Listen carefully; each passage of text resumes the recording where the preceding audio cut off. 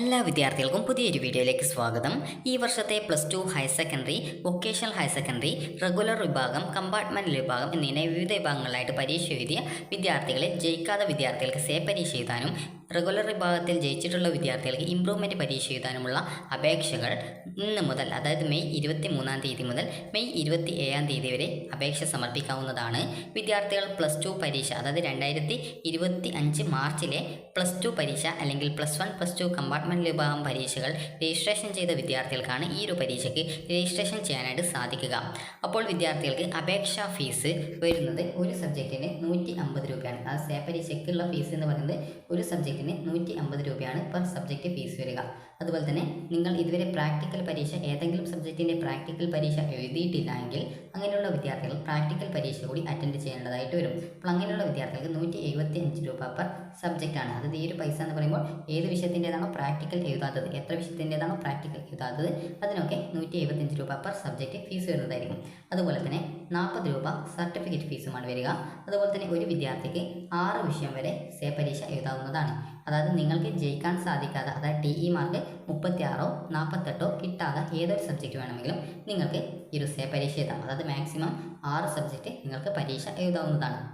ഇനി ഇംപ്രൂവ്മെൻറ്റിൻ്റെ കാര്യമാണ്. അപ്പോൾ +2 ജയിക്കാത്ത ഏതൊരു വിദ്യാർത്ഥിയും സേ പരീക്ഷയാണ് എഴുതേണ്ടത്. അതുപോലെ തന്നെ ഇംപ്രൂവ്മെൻറ്റ് പരീക്ഷയുടെ കാര്യം പറയാം. ഇംപ്രൂവ്മെൻറ്റ് പരീക്ഷ എന്ന് പറയുമ്പോൾ റെഗുലർ വിഭാഗത്തിൽ, റെഗുലർ എന്ന് പറയുമ്പോൾ നിങ്ങൾ ആദ്യമായിട്ട് +2 പരീക്ഷ എഴുതി ജയിച്ചിട്ടുണ്ട്, എന്നാൽ മാർക്ക് കുറവാണ്. അങ്ങനെയുള്ള വിദ്യാർത്ഥികൾക്ക് +2വിൻ്റെ ഇംപ്രൂവ്മെൻറ്റ് പരീക്ഷ എഴുതാം. ഒരു സബ്ജക്റ്റ് മാത്രമാണ് ഇംപ്രൂവ്മെൻറ്റ് ചെയ്യാനായിട്ട് സാധിക്കുകയുള്ളൂ. അതുപോലെ തന്നെ ഈ ഒരു ഇംപ്രൂവ്മെൻറ്റ് പരീക്ഷ എഴുതുന്ന വിദ്യാർത്ഥികൾക്ക് 500 രൂപയാണ് ഫീസ് വരിക. അതായത് 500% 500 രൂപ പെർ സബ്ജക്റ്റാണ് ഫീസ് വരിക. ഇതോടൊപ്പം 40 രൂപ സർട്ടിഫിക്കറ്റ് ഫീസുമാണ് വരിക. അതുപോലെ തന്നെ ചില വിദ്യാർത്ഥികൾക്ക് ഡയറക്ടറേറ്റ് ഓഫ് ഹയർ സെക്കൻഡറി എഡ്യൂക്കേഷൻ്റെ സ്പെഷ്യൽ ഓർഡർ, അതായത് DHSCയുടെ സ്പെഷ്യൽ ഓർഡർ ഉണ്ടെങ്കിൽ ഒന്നിലധികം സബ്ജക്റ്റ് ഇംപ്രൂവ്മെൻറ്റ് പരീക്ഷ എഴുതാനായിട്ട് സാധിക്കുന്നതാണ്. അതുപോലെ തന്നെ ഒരു വിദ്യാർത്ഥിക്ക് സേയോ അല്ലെങ്കിൽ ഇംപ്രൂവ്മെൻറ്റോ ഇതിൽ ഏതെങ്കിലും ഒന്ന് മാത്രമേ എഴുതാനായിട്ട് പറ്റത്തുള്ളൂ. സേ പരീക്ഷ 6 വിഷയം വേണമെങ്കിലും എഴുതാം. ഇംപ്രൂവ്മെൻറ്റ് നിങ്ങൾക്ക് ഒരു വിഷയം മാത്രമാണ് എഴുതാനായിട്ട് സാധിക്കുകയുള്ളൂ. അതുപോലെ തന്നെ നിങ്ങൾ സേ പരീക്ഷയാണ് എഴുതുന്നതെങ്കിൽ നിങ്ങളുടെ റിസൾട്ടിൽ നമ്പർ ഓഫ് ചാൻസ് എന്നുള്ളത് കൂടുന്നതായിരിക്കും. അതുപോലെ ഇംപ്രൂവ്മെൻറ്റ് പരീക്ഷ എഴുതുന്ന വിദ്യാർത്ഥികളുടെ നമ്പർ ഓഫ് ചാൻസ് 1 തന്നെയായിട്ട് തുടരുന്നതായിരിക്കും. ഇതിന് കാരണം എന്ന് പറയുന്നത് ഇംപ്രൂവ്മെൻറ്റ് പരീക്ഷ എഴുതുന്ന വിദ്യാർത്ഥികൾ സാധാരണഗതിയിൽ പരീക്ഷ മാർക്ക് കൂട്ടുന്നതിന് വേണ്ടിയിട്ടാണ് പരീക്ഷ എഴുതുന്നത്. സേ പരീക്ഷ എന്ന് പറയുമ്പോൾ വിദ്യാർത്ഥികൾ ജയിക്കാൻ വേണ്ടിയിട്ടാണ് പരീക്ഷ എഴുതുന്നത്. അതുകൊണ്ടാണ് നമ്പർ ഓഫ് ചാൻസ് ഇംപ്രൂവ്മെൻറ്റിൽ കൂടാത്തതും സേ പരീക്ഷ എന്ന വിദ്യാർത്ഥികളുടെ നമ്പർ ഓഫ് ചാൻസ് കൂടുന്നതും. ഇനി എങ്ങനെയാണ് ഈ ഒരു ആപ്ലിക്കേഷൻ ഫോം ഫില്ല് ചെയ്യുക എന്ന് നോക്കാം. അപേക്ഷയോടൊപ്പം വിദ്യാർത്ഥികൾ നൽകേണ്ട കാര്യങ്ങൾ: ഒന്ന്, നിങ്ങളുടെ ഒരു ഫോട്ടോ ഇതിൽ ഒട്ടിക്കണം. അതുപോലെ തന്നെ അപേക്ഷാ ഫീസ്, നിങ്ങൾ എത്ര വിഷയം സേ അല്ലെങ്കിൽ ഇംപ്രൂവ്മെൻറ്റ് എഴുതുന്നുണ്ടോ അതിനനുസരിച്ചുള്ള ഫീസ്. അതുപോലെ 40 രൂപ സർട്ടിഫിക്കറ്റ് ഫീസ്. അതുപോലെ തന്നെ പ്രാക്ടിക്കൽ പരീക്ഷ എഴുതുന്നുണ്ടെങ്കിൽ അത് കൃത്യമായിട്ട് അപേക്ഷയിൽ മെൻഷൻ ചെയ്യേണ്ടതാണ്. അതുപോലെ തന്നെ നിങ്ങളുടെ +2 റിസൾട്ടിൻ്റെ ഒരു പ്രിൻ്റ് ഔട്ട്, അതായത് ഇന്നലെ വന്നിട്ടുള്ള +2 റിസൾട്ടിൻ്റെ ഒരു പ്രിൻ്റ് ഔട്ട് വേണം. ഇത്രയുമാണ് വേണ്ടത്. അതായത് ആപ്ലിക്കേഷൻ ഫോം, നിങ്ങളുടെ ഒരു ഫോട്ടോ, ഫീസ്, +2വിൻ്റെ റിസൾട്ടിൻ്റെ പ്രിൻ്റ് ഔട്ട്, ഇത്രയുമാണ് വേണ്ടത്. ഈ ഒരു ഫോമിൻ്റെ ലിങ്ക് വീഡിയോയുടെ താഴെ ഡിസ്ക്രിപ്ഷനിൽ കൊടുത്തിട്ടുണ്ട്. നിങ്ങൾക്ക് അവിടെ നിന്ന് ഡൗൺലോഡ് ചെയ്ത് എടുക്കാവുന്നതാണ്. അതുപോലെ തന്നെ നിങ്ങൾക്ക് ഈ ഒരു ഫോം സ്കൂളിൽ നിന്നും കിട്ടുന്നതായിരിക്കും. അപ്പോൾ ഈ ഒരു ഫോം എങ്ങനെ ഫില്ല് ചെയ്യാം എന്നുള്ള കാര്യം നമുക്ക് നോക്കാം. അപ്പോൾ ആദ്യം തന്നെ നിങ്ങൾക്ക് name and year of examination എന്നുള്ള ഭാഗത്ത് +2 say or improvement examination June 2025 എന്ന് എഴുതുക. അതുപോലെ തന്നെ സെൻറ്റർ നമ്പർ ആൻഡ് നെയിം എന്നുള്ള ഭാഗത്ത് നിങ്ങളുടെ എക്സാം സെൻറ്ററിൻ്റെ, അതായത് നിങ്ങൾ +2 പരീക്ഷ ചെയ്ത എക്സാം സെൻറ്ററിൻ്റെ നമ്പറും പേരും എഴുതുക. നമ്പർ എന്ന് പറയുമ്പോൾ സ്കൂളിൻ്റെ കോഡാണ്. അത് നിങ്ങൾക്ക് അറിയില്ലെങ്കിൽ നിങ്ങൾ സ്കൂളിൽ ചോദിച്ചാൽ മതിയാകും.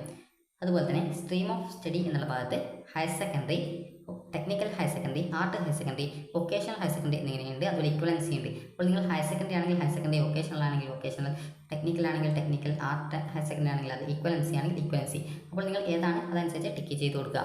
അതുപോലെ തന്നെ നിങ്ങളോട് പറയാനുള്ളത്, ഈ ഒരു ആപ്ലിക്കേഷൻ ഫോമും നിങ്ങളുടെ ഫോട്ടോ ഒട്ടിച്ച് ഈ ഒരു ആപ്ലിക്കേഷൻ ഫോമും അതുപോലെ തന്നെ നിങ്ങളുടെ +2 റിസൾട്ടിൻ്റെ ഒരു പ്രിൻ്റ് ഔട്ടും അതുപോലെ തന്നെ ഫീസും നിങ്ങൾ ഏത് സ്കൂളാണോ 2025 മാർച്ചിലെ പരീക്ഷയ്ക്ക് രജിസ്ട്രേഷൻ ചെയ്തിട്ടുണ്ടായിരുന്നത് ആ ഒരു സ്കൂളിലെ പ്രിൻസിപ്പാളിനാണ് നൽകേണ്ടത്. അക്കാര്യം നിങ്ങൾ ശ്രദ്ധിക്കുക. അതുപോലെ തന്നെ അടുത്തത് ഗ്രൂപ്പ് ഓഫ് സ്റ്റഡി എന്നുള്ള ഭാഗത്ത് സയൻസ്, ഹ്യൂമാനിറ്റീസ്, കൊമേഴ്സ്, അതർ എന്നുള്ളത്. അപ്പോൾ നിങ്ങൾ ഏത് ഗ്രൂപ്പാണ് എന്നുള്ളതനുസരിച്ച് അത് ടിക്ക് ചെയ്ത് കൊടുക്കുക. അതുപോലെ തന്നെ കാറ്റഗറി ചോദിക്കുന്നുണ്ട്. കാറ്റഗറി എന്ന് പറയുമ്പോൾ അതിൽ സ്കൂൾ ഗോയിങ് ഉണ്ട്, സ്കോൾ കേരള ഉണ്ട്, കമ്പാർട്ട്മെൻ്റൽ ഉണ്ട്, ലാറ്ററൽ എൻട്രി ഉണ്ട്, സ്പെഷ്യൽ കാറ്റഗറി, അതർ എന്നിവ ഉണ്ട്. ഇപ്പോൾ നിങ്ങളിപ്പോൾ +2വിൻ്റെ സേ പരീക്ഷ, അതായത് +2 പരീക്ഷ ആദ്യമായിട്ടാണ് എഴുതിയത്, അതിനുശേഷം +2 സേ പരീക്ഷ ആദ്യമായിട്ടാണ് എഴുതാൻ പോകുന്നതെങ്കിൽ സ്കൂൾ ഗോയിങ് എന്നുള്ളത് ടിക്ക് ചെയ്യുക. അതുപോലെ തന്നെ നിങ്ങൾ സ്കോൾ കേരളയോ ആണെങ്കിൽ അത് ടിക്ക് ചെയ്യുക. കമ്പാർട്ട്മെൻറ്റ് വിഭാഗമായിട്ടുള്ള വിദ്യാർത്ഥികളാണെങ്കിൽ കമ്പാർട്ട്മെൻറ്റൽ എന്ന് ടിക്ക് ചെയ്ത് കൊടുക്കുക. നിങ്ങൾ ഏതാണോ ഇതിൽ അത് കൃത്യമായിട്ട് ടിക്ക് ചെയ്ത് കൊടുക്കാം. ഇനി അടുത്തതായിട്ടുള്ളത് ഇവിടെ സ്കീം എന്ന് കൊടുത്തിട്ടുണ്ട്. സ്കീം എന്നുള്ളത് ന്യൂ സ്കീമാണോ ഓൾഡ് സ്കീമാണോ എന്ന് നിങ്ങൾ കറക്റ്റായിട്ട് സെലക്ട് ചെയ്യുക. അപ്പോൾ അത് നിങ്ങൾക്ക് അറിയില്ലെങ്കിൽ നിങ്ങളുടെ ഹോൾ ടിക്കറ്റ് എടുത്ത് നോക്കുക. അതായത് +2 പബ്ലിക് എക്സാമിനേഷൻ്റെ ഹോൾ ടിക്കറ്റ് നോക്കുക. അതിൽ കൃത്യമായിട്ട് നിങ്ങളുടെ സ്കീം ന്യൂ ആണോ ഓൾഡ് ആണോ എന്ന് കൃത്യമായിട്ട് രേഖപ്പെടുത്തിയിട്ടുണ്ടാവും. അപ്പോൾ അത് നോക്കിയിട്ട് നിങ്ങൾ ന്യൂ ആണോ ഓൾഡ് ആണോ എന്ന് ടിക്ക് ചെയ്യുക. ഈ ഒരു ന്യൂ അല്ലെങ്കിൽ ഓൾഡോ എന്നുള്ളത് എന്തുകൊണ്ടാണ് ചോദിക്കുന്നത് വെച്ചാൽ ഇതിൻ്റെ ക്വസ്റ്റ്യൻ പേപ്പർ മാറ്റമുണ്ടാവും. അതുകൊണ്ടാണ് ഈ ഒരു കാര്യം ചോദിക്കുന്നത്.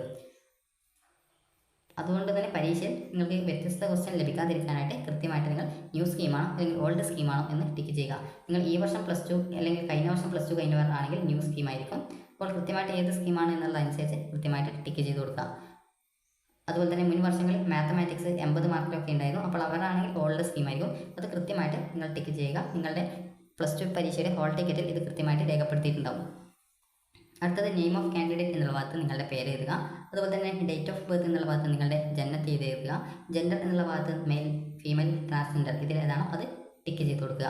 അതുപോലെ തന്നെ റിലീജിയൻ ആൻഡ് കാസ്റ്റ് എന്നുള്ള ഭാഗത്ത് നിങ്ങളുടെ റിലീജിയനും കാസ്റ്റും കൃത്യമായിട്ട് എഴുതുക. കമ്മ്യൂണിറ്റി ചോദിക്കേണ്ടത് SC ആണോ ST ആണോ OEC ആണോ OBC ആണോ അതറാണോ ഏതാണെന്നനുസരിച്ച് അത് ടിക്ക് ചെയ്ത് കൊടുക്കുക. അതുപോലെ തന്നെ SSLC പാസ്, അതായത് details of passing SSLC or the equivalent examination എന്ന് ചോദിച്ചിട്ടുണ്ട്. അപ്പോൾ നിങ്ങൾ SSLC അല്ലെങ്കിൽ തുല്യതാ പരീക്ഷയുടെ ഏത് മാസമായിരുന്നു അതിന് പരീക്ഷ ചെയ്തത്, ഏത് ഇയറിലാണ് പരീക്ഷ ചെയ്തത്, അതുപോലെ തന്നെ അതായത് ഏത് മാസമാണ് പാസ്സായത്, ഏത് വർഷമാണ് നിങ്ങൾ പരീക്ഷ ജയിച്ചത്, അതുപോലെ ആ ഒരു സമയത്തുള്ള നിങ്ങൾ SSLCയുടെ രജിസ്റ്റർ നമ്പർ എത്രയാണെന്നുള്ളത് എഴുതുക. അതുപോലെ ഇവിടെ നിങ്ങളുടെ ഒരു പാസ്പോർട്ട് സൈസ് ഫോട്ടോ ഒട്ടിക്കുക. അത് പ്രിൻസിപ്പാൾ അറ്റസ്റ്റ് ചെയ്യുന്നത് ആയിരിക്കും. ഇനി അടുത്തതായിട്ടുള്ളത് നിങ്ങളുടെ അഡ്മിഷൻ നമ്പർ, അതുപോലെ തന്നെ സ്കോൾ കേരള അല്ലെങ്കിൽ KSLMA രജിസ്ട്രേഷൻ നമ്പർ. ഇത് നിങ്ങൾക്ക് അറിയാമെങ്കിൽ നിങ്ങൾ ഫില്ല് ചെയ്യുക. അതല്ലെങ്കിൽ നിങ്ങളുടെ ഹാൾ ടിക്കറ്റിൽ കൃത്യമായിട്ട് അത് രേഖപ്പെടുത്തിയിട്ടുണ്ടാകും. അതുപോലെ തന്നെ അടുത്തതായിട്ട് details of last appearance of the higher secondary examination ചോദിക്കേണ്ടത്. അപ്പോൾ മന്ത് എന്നുള്ളത് മാർച്ച്, അതുപോലെ തന്നെ ഇയർ 2025, അതുപോലെ നിങ്ങളുടെ രജിസ്റ്റർ നമ്പർ എന്താണ് അത് കൃത്യമായിട്ട് എഴുതുക.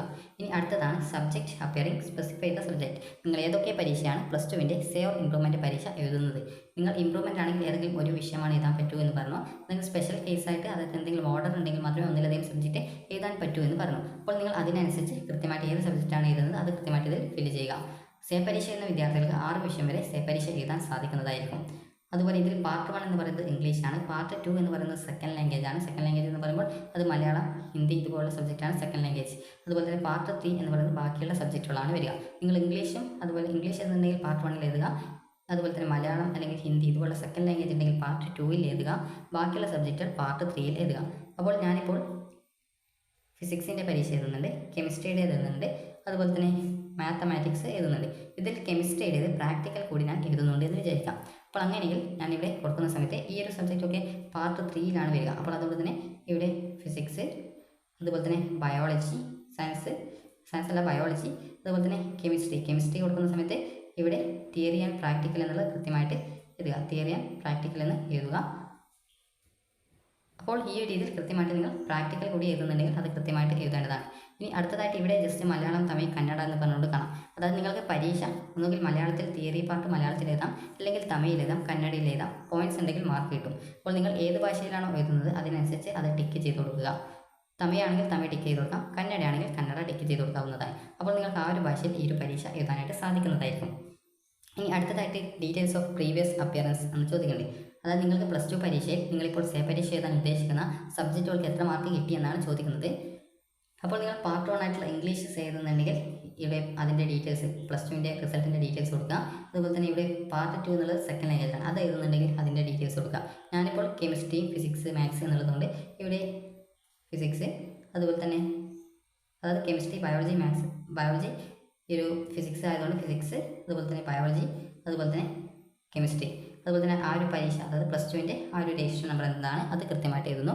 അതിനുശേഷം ഏത് മാസം ആൻഡ് ഇയർ എന്ന് ചോദിക്കുന്നുണ്ട്. അപ്പോൾ അത് മാർച്ച് 2025, അതായത് ഇപ്പോൾ എഴുതി അത് തോറ്റിട്ടുണ്ടായിരുന്നു. അപ്പോൾ അതുകൊണ്ടാണ് അങ്ങനെ കൊടുക്കുന്നത്. അതുപോലെ തന്നെ eligible or not eligible for higher studies ഈ കമ്പാർട്ട്മെൻറ്റിൽ നിങ്ങൾ കമ്പാർട്ട്മെൻറ്റ് വിഭാഗം വിദ്യാർത്ഥികൾ ആണെങ്കിൽ മാത്രമാണ് ഇവിടെ എഴുതേണ്ടതായിട്ടുള്ളൂ. അതുപോലെ തന്നെ നിങ്ങൾ ഈ ഒരു +2 പരീക്ഷ ജയിച്ചിട്ടുണ്ടെങ്കിൽ അത് ഓവറോളായിട്ട് ജയിച്ചിട്ടുണ്ടെങ്കിൽ എലിജിബിൾ എന്ന് എഴുതാം. അപ്പോൾ ഇംപ്രൂവ്മെൻറ്റ് പരീക്ഷ എഴുതുന്ന വിദ്യാർത്ഥികൾ ആണെങ്കിൽ പ്രത്യേകിച്ച് ഇവിടെ ഫില്ല് ചെയ്യേണ്ട ആവശ്യമൊന്നുമില്ല. അതുപോലെ തന്നെ നിങ്ങൾ സേ ആണ് എഴുതുന്നതെങ്കിൽ ഇവിടെ ജയിച്ചിട്ടില്ലെങ്കിൽ not eligible for higher studies എന്ന് എഴുതുക. അതുപോലെ തന്നെ ഇതിവിടെ ഗ്രേഡ് ഓർ സ്കോർ ഒബ്റ്റൈൻഡ് എന്നുള്ള ഭാഗത്ത് TE മാർക്കാണ്. അതായത് TE മാർക്കായിട്ട് നിങ്ങൾക്ക് സെക്കൻഡ് ഇയറിൽ അതായത് +2വിന് എത്ര മാർക്കാണോ കിട്ടിയത് അതാണ് ഇവിടെ എഴുതേണ്ടത്. ഇനി അടുത്തതായിട്ടുള്ളത് നിങ്ങളുടെ എക്സാമിനേഷൻ ഫീ റെമിറ്റൻസ് എന്നുള്ള ഭാഗത്ത് 17ാമത്തെ ക്വസ്റ്റ്യൻ ആണ്. ഇത് പ്രത്യേകിച്ച് നിങ്ങൾ ഫില്ല് ചെയ്യേണ്ട, സ്കൂളിൽ നിന്ന് ഫില്ല് ചെയ്തോളൂ. ഇനി അടുത്തതായിട്ടുള്ളത് 18ാമത്തേത് നിങ്ങൾക്ക് SC/ST ഡിപ്പാർട്ട്മെൻറ്റിൽ നിന്ന് വല്ല എഡ്യൂക്കേഷൻ കൺസെഷൻ ഗ്രാൻഡായിട്ട് കിട്ടുന്നുണ്ടോ എന്നാണ് ചോദിക്കുന്നത്. ഉണ്ടെങ്കിൽ യെസ് എന്നും ഇല്ലെങ്കിൽ നോ എന്നും ടിക്ക് ചെയ്യുക. അതുപോലെ തന്നെ നിങ്ങൾ SC ST OEC OBC വിഭാഗത്തിലുള്ള സ്റ്റുഡൻറ്റ് ആണ്, ഇതിലേതെങ്കിലും ഒരു വിഭാഗത്തിൽ ഉള്ളത് ആണെങ്കിൽ നിങ്ങൾ ആദ്യമായിട്ടാണോ ഈ ഒരു ഹയർ സെക്കൻഡറി പരീക്ഷ എഴുതുന്നത് അല്ലെങ്കിൽ സെക്കൻഡ് ടൈമാണോ പരീക്ഷ എഴുതുന്നത് എന്നാണ് ചോദിക്കുന്നത്. അപ്പോൾ നിങ്ങൾ സെക്കൻഡ് എന്നുള്ളത് രേഖപ്പെടുത്തുക. അതുപോലെ ഈ സെക്കൻഡ് സ്റ്റേറ്റ് വെദർ ഈ within a continuous period of 2 year, 2 ഇയറിൻ്റെ കണ്ടിന്യൂസ് ആയിട്ടാണോ എന്നാണ് ചോദിക്കുന്നത്. ഇത് നോ എന്ന് ടിക്ക് ചെയ്ത് കൊടുക്കുക.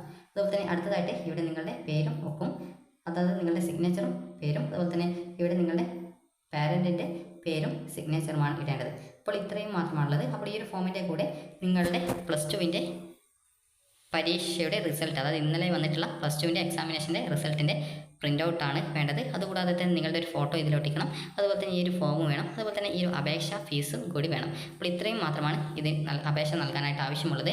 അപ്പോൾ മെയ് 27-ാം തീയതിക്കുള്ളിൽ വിദ്യാർത്ഥികൾ നിങ്ങളുടെ അപേക്ഷ സമർപ്പിക്കാനായിട്ട് ശ്രദ്ധിക്കുക. അപ്പോൾ നിങ്ങൾക്ക് ഈ ഒരു വീഡിയോ ഉപകാരപ്രദമായിട്ടുണ്ടെങ്കിൽ ലൈക്ക് ചെയ്യുക, ഷെയർ ചെയ്യുക. Thank you for watching.